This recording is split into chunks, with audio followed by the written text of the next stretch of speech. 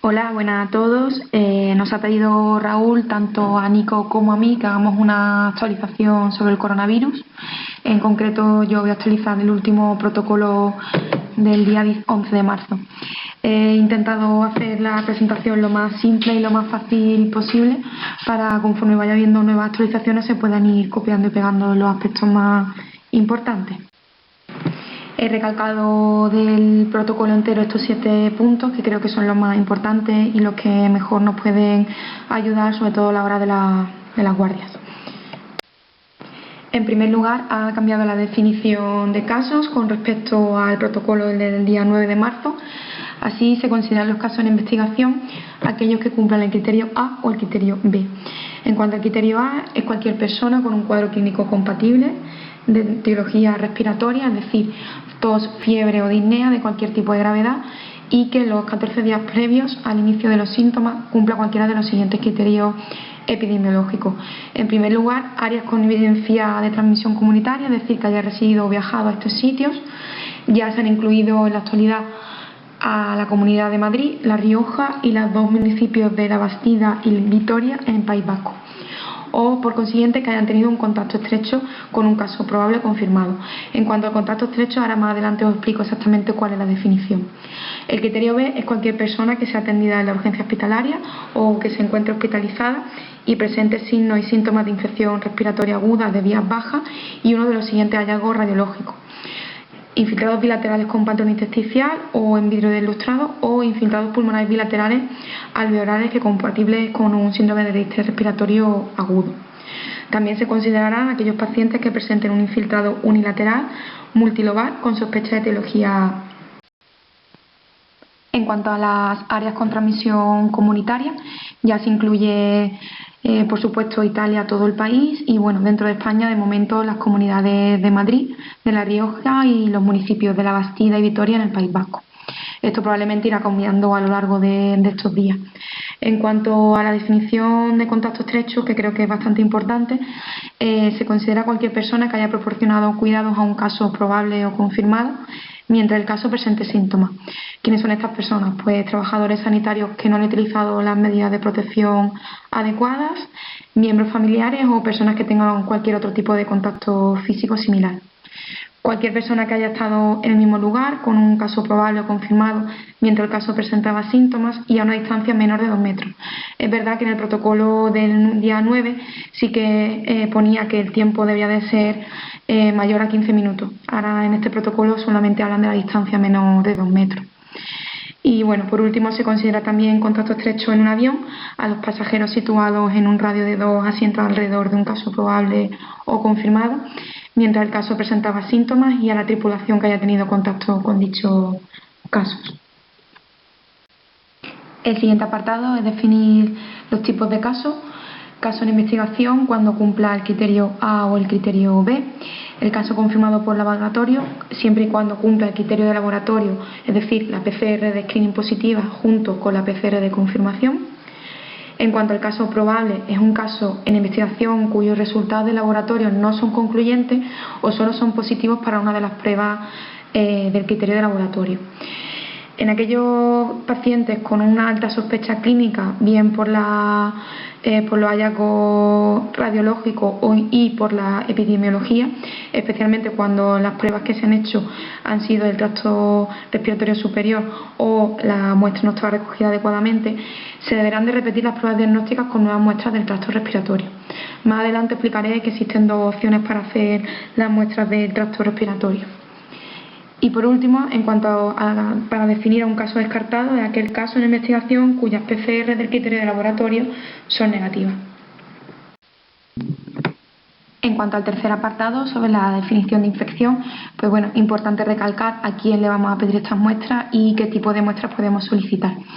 2 cosas importantes: en las áreas en las que no se haya definido la transmisión comunitaria, se deberán solicitar pruebas diagnósticas a todos aquellos pacientes que cumplan la definición de caso en investigación. Sin embargo, en las áreas en las que se haya establecido transmisión comunitaria, no será necesario realizar diagnóstico de laboratorio a aquellos casos de infección respiratoria leve, especialmente en atención domiciliaria. Imagino que esto es por el tema de la disponibilidad de las pruebas de PCR. cuanto a qué muestras podemos solicitar, pues son muestras del tracto respiratorio, que pueden ser superior e inferior. En cuanto al superior, pues ya sabemos el exudado nasofaríngeo y o orofaríngeo en pacientes ambulatorios. Y en cuanto al inferior, pues preferentemente que se realice un lavado broncoalveolar, esputo si es posible y o aspirado endotraqueal, especialmente en aquellos pacientes que tengan enfermedad respiratoria grave. Sí que es verdad que se establece que si un paciente no tiene signos o síntomas de infección del tracto respiratorio inferior, o si la toma de muestra de tracto respiratorio inferior está clínicamente indicada, pero no es posible su recolección, se puede optar solo por estudiar las muestras respiratorias del tracto superior. Sí que es verdad que no deja claro cada cuánto deberíamos repetir esta prueba, es decir, un paciente con una PCR negativa de exudado nasofaríngeo u orofaríngeo con alta sospecha y que no podamos tomar muestra inferior, no sé exactamente cuándo deberíamos de plantearnos repetir la prueba, si eso está establecido o no, eso no lo sé. En cuarto lugar, el estudio y el manejo de contacto. He destacado las cosas más importantes.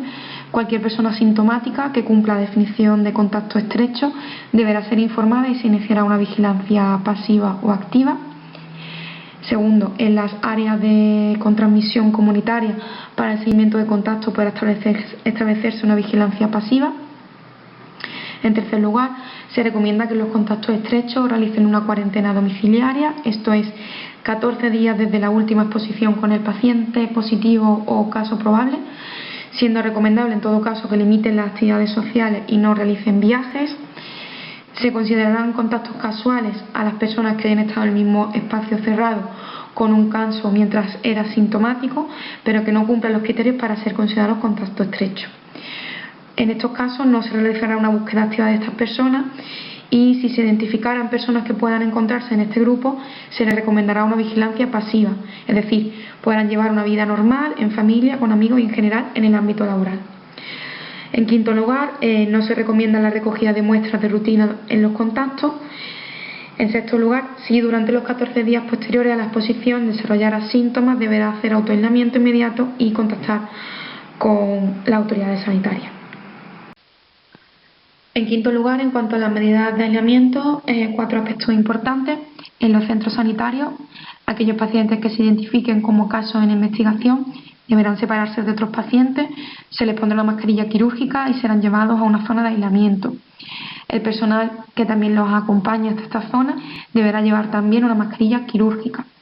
En cuanto a los casos de investigación probables y confirmados, será posible hacer un aislamiento en domicilio siempre y cuando el cuadro clínico no sea grave y se garantice el aislamiento, es decir, que se disponga de una estancia bien ventilada, si fuera posible y mejor el uso de un baño propio, que el paciente esté plenamente disponible para las evaluaciones médicas y que tanto el paciente como sus convivientes sean capaces de aplicar de forma correcta y consistente las medidas básicas de higiene, prevención y control de la infección.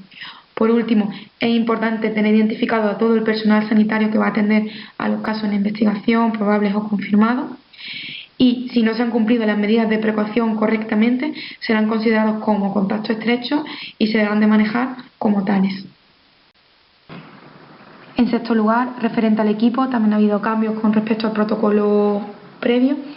Se sigue especificando la bata. Un cambio importante en cuanto a la mascarilla, se especifica que sea quirúrgica o FP2 en el caso de que haya disponibilidad y siempre asegurando la asistencia suficiente para situaciones en las que esté indicado su uso, que como veremos a continuación es en aquellos casos o procedimientos que generen aerosoles. Se sigue contemplando los guantes y la protección ocular con la gafa antisalpicadura. En cuanto a los procedimientos que generen aerosoles, esto es cualquier procedimiento sobre vía aérea, quiere decir intubación traqueal, lavado broncoalveolar o ventilación manual, se deberán de reducir al mínimo el número de personas en la habitación y todos deben llevar, en este caso sí, una mascarilla FP2 o preferiblemente FP3 si hay disponibilidad, la protección ocular o protector facial completo, los guantes de protección. Aquí sí que especifica las batas de manga larga y si la bata no es impermeable y se prevé que se puedan producir salpicaduras de sangre u otro fluido, añadir un delantal de plástico. y en el caso de que se pudiera y hubiera disponibilidad, se valorará realizar estos procedimientos en habitaciones de presión negativa. Para terminar el protocolo, lo último que me queda comentar es sobre la retirada del aislamiento. Así, las medidas de aislamiento se mantendrán hasta el cese de los síntomas y la obtención de 2 resultados de laboratorio negativos en 2 muestras respiratorias separadas por al menos 24 horas. En los casos leves, en aislamiento domiciliario, será suficiente con una muestra negativa tras el cese de los síntomas. En los casos clasificados como posibles en las zonas o áreas con transmisión comunitaria, no se realizarán las pruebas diagnósticas para el alta. Será el profesional sanitario asistencial que realice su seguimiento el que indicará el momento del alta.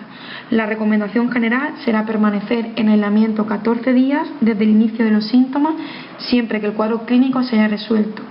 Y por último, es verdad que existen casos de pacientes que podrían excretar virus en heces u orina sin tener resultados positivos en sus muestras respiratorias. No es imprescindible que estas muestras sean negativas para dar el alta. Con esto termino el repaso del protocolo actualizado a día 11 de marzo. Un saludo.